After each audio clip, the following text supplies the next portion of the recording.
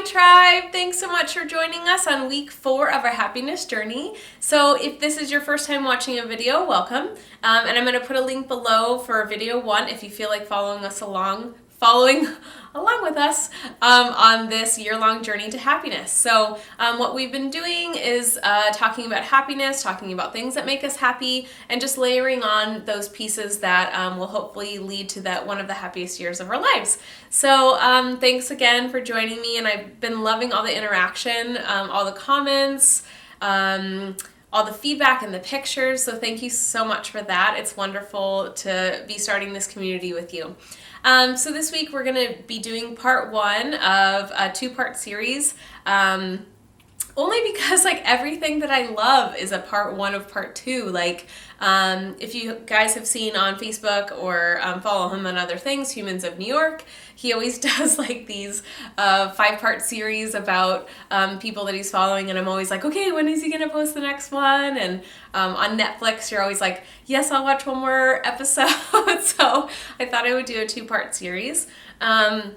And so when I started writing this book that I started about happiness, about 5 years ago, I had been asking all my friends and family, emails on Facebook, to answer these questions, same that we're doing here.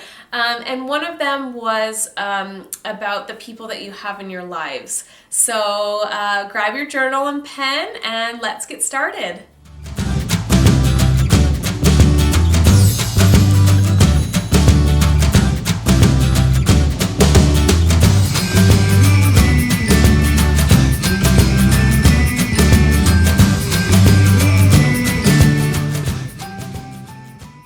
Okay, so let's get started. Let's open up our journal to the next empty page.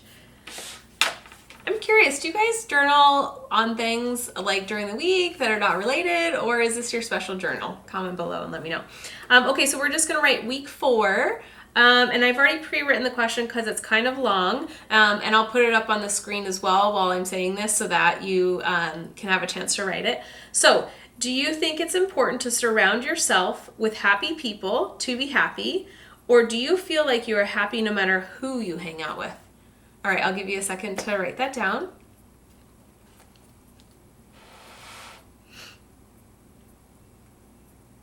Okay, so at this point, if you like to pause the video to take some time to write, I'm going to do the same.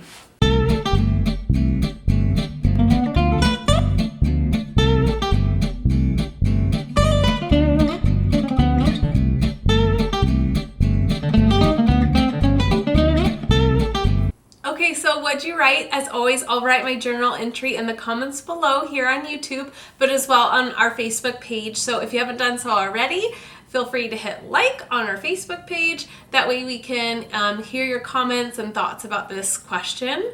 And I think it'll really help us to create this community and share with each other this year on our year to happiness. So yes, I put that yes, I need happy people in my life to be happy. And I know some of you are going to challenge me on this because when I got comments for my book, it really was that, some people really shared with me that they feel like you need to create your own happiness. And I totally agree. Baseline, yes, you need to create your own happiness. But for me to do that, I feel like if I look over the course of my life, I've surrounded myself with happy people because their energy rubs off on me. I'm a Cancer. That's my star sign. I'll get new agey on you for a second. But that just means the reason I'm telling you that is because it means that I'm super sensitive. So if someone I'm around is laughing and joking and fun, that rubs off on me. And if someone that I'm around is, super cup half empty and, has everything negative to say about life, then that's going to rub off on me too.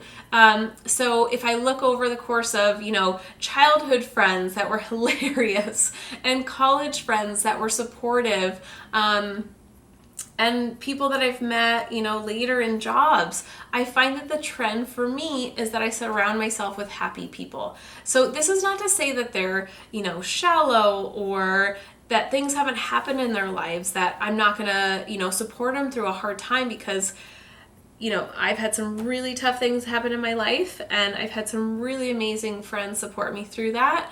And so I think there's a difference between supporting someone through a hard time and, situational depression or situational unhappiness, as opposed to someone who is just naturally more Eeyore.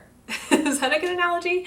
Naturally more Eeyore than, I don't know, is it Tigger that's happy in that? So I surround myself with more happy, bubbly Tiggers than Eeyores, I guess is what I'm trying to say. I had a lot of coffee before I shot this. If you can tell, I'm talking kind of fast.